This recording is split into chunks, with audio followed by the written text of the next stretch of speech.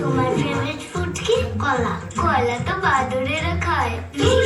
সব ঝগড়া ঝাঁটি, আজ শুধু বন্ধু বন্ধু পার্টি। একসাথে হাতে হাত চল করি খুব পাগলামি। 3টে 4টে 7টা 8টা হামি। 3টে 4টে 7টা